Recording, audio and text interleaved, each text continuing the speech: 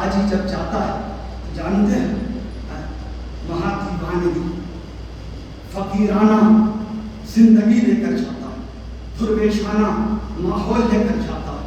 ہمارے بیگل الدسواہی نے کیا خوب فرمایا ہے، مکہ میں دیوانگی بھی حسن ایمان ہے، مکہ میں دیوانگی بھی یہ دیوانہ پن نہیں ہے، بے صلہ کپڑا ہے، سر میں تیل نہیں، بالوں میں کنگھی نہیں، کوئی عطر نہیں، کوئی خوشبو نہیں، اور دیوانگی کے ہماری رفتار میں دیوانگی، ہماری گفتار میں دیوانگی، ہماری نشست و برخاست میں دیوانگی، ہماری ہر ادا میں دیوانگی۔ مکہ میں دیوانگی بھی حسن ایمان ہے، مگر طیبہ میں دامن ہوش کا چھوٹا تو سب چھوٹا ہے، مگر طیبہ میں ہوش کا چھوٹا دامن چھوٹا تو سب چھوٹا۔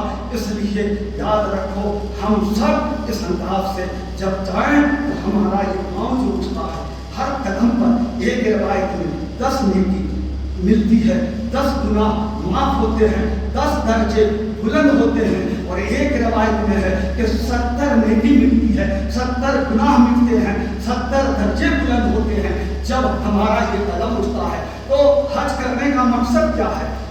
اللہ تعالیٰ محتاج ہے ہمارے پھیرے لگانے کا؟ نہیں، بلکہ اللہ تعالیٰ بلا کر یہ عہد و پیمان لیتا ہے، اے آنے والے اب جب تم اپنے گھر جانا تو یہ قدم ناجائز کے کام کے لیے نہ اٹھے، نہ چوری کے لیے نہ اٹھے، ڈکیتی کے لیے نہ اٹھے، زنا کے لیے نہ اٹھے، عیاشی کے لیے نہ اٹھے، مکاری کے لیے نہ اٹھے، فریب کاری کے لیے نہ اٹھے، دھوکے بازی کے لیے نہ اٹھے۔ یہ قدم اگر اٹھے تو صرف رب کی رضا کے لیے اٹھے، رب کی عبادت کے لیے اٹھے۔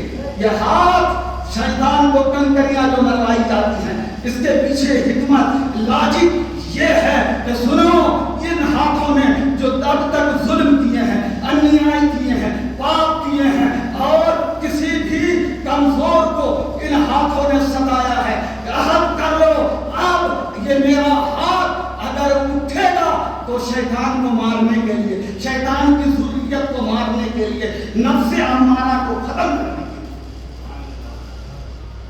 اپنی انا کے لیے نہیں۔ تو ہر چیز میں حکمت ہے، مصلحت ہے۔ یہ علماء ہیں سب بیٹھے ہوئے ہیں، تو جیسے ہی جائیں بیت اللہ کی طرف حجر اسود سے پہلے دیکھیے، ایک ہے حجر اسود، ایک ہے رکن اسود، ایک ہے رکن عراقی، ایک ہے مزاب رحمت، ایک ہے حتیم کعبہ، ایک ہے رکن شامی، ایک ہے رکن یمنی۔ اور یاد رکھیے سب کی حکمتیں ہیں، سب جگہ دعائیں ہیں۔ جب آپ ملتزم کیا ہے؟ حجر اسود سے لے کر دروازے کعبہ تک جو جگہ ہے وہ ملتزم ہے، یعنی چمٹنے کی جگہ، اس کو ہم ملتزم بھی بولتے ہیں۔ یہ تو چمٹنے والا ہوتا ہے، لیکن ملتزم یہ چمٹنے کی جگہ کو کہتے ہیں۔ تو دروازے کعبہ اور حجر اسود کی درمیانی جگہ کو ملتزم کہتے ہیں۔ ہماری نگاہیں نہ دیکھ سکی، حافظ مذکور کی نگاہیں نہ دیکھ سکی، آپ سارے علماء اور حجاج کرام کی نگاہیں نہ دیکھ سکی، جو مولانا افروز گئے اور یہ سب گئے ہیں عمرہ کے لیے، تو ان کی نگاہیں نہ دیکھ سکی کہ وہاں پر ملتزم پر کیا ہے، لیکن نگاہ مصطفیٰ نے دیکھ لیا۔ فرمایا سنو، ملتزم پر چمٹ چمٹ کر دعا مانگو، کیونکہ یہاں پر 70,000 فرشتے، بلکہ یہاں پر جبریل امین غلاف کعبہ سے لپٹ کر کے دعائیں مانگ رہے ہیں، تمہارے لیے بخشش کی دعا کر رہے ہیں۔ اور فرمایا سنو، جب رکن یمانی سے رکن اسود کی طرف بڑھو تو جگہ اس دیوار کعبہ کو مستجاب کہتے ہیں۔ فرمایا رسول پاک نے ایک نہیں، دو نہیں، 70,000 فرشتے وہاں پر حاجیوں کی دعاؤں پر آمین کہنے کو تیار ہیں۔ ہم کو ایک فرشتہ نظر نہیں آیا، آپ کو نہیں آیا، ان کو نہیں آیا، اسی لیے تو ہمارے امام بول پڑے، اور کوئی غیر کیا تم سے نہوا ہو بھلا، جب نہ خدا ہی چھپا تم پہ کروڑوں۔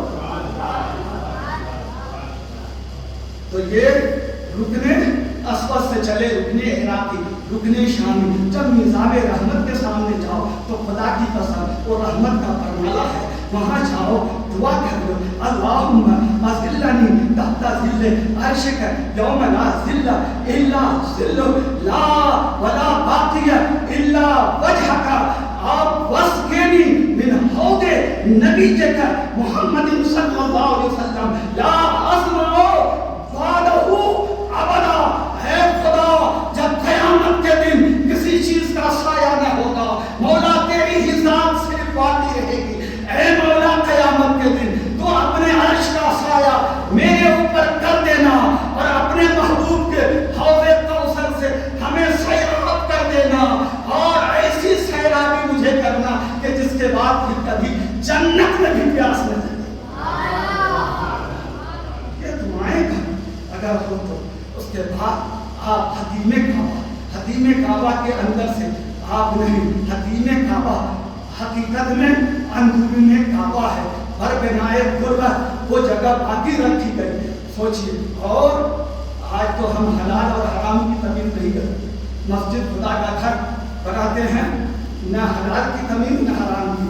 ہم امام صاحب بھی کہتے ہیں آنے دو، جوئے کا پیسہ آنے دو، چٹے کا پیسہ ہے آنے دو، جھوٹ کا پیسہ ہے آنے دو، بس ہمارا نام ہو جائے، مسجد بن جائے، یہی ہوتا ہے نا۔ لیکن دیکھو، جب رسول پاک صلی اللہ علیہ وسلم نے خانہ کعبہ کی تعمیر کی، آپ کے خاندان میں، جب آپ نے 35 سال کی عمر شریف میں جب حجر اسود کو آپ نے رکھ کر قوم کو لڑنے سے بچا لیا تھا، اس وقت ان کے پاس حلال کمائی کچھ کم تھی، تو انہوں نے اس زمین کو باہر کر دیا کہ ہم خدا کا گھر حرام کمائی سے نہیں بنایا۔ تو یہ تو سبق ہے۔ لیکن آج کل جتنا بڑا سکوری، جتنا نمبر دے، اتنا ہی ہم امام کو ہونا چاہیے، اور صبح اور شام دیکھتا خوش آمدید شیر صاحب السلام علیکم، 1 لاکھ کی رسید تو دے دیجیے، ہاں حضرت آ کہیں لے جائیں گے، یہی تو ہوتا ہے۔ ہاں، اس لیے ان باتوں کا خیال رکھیں۔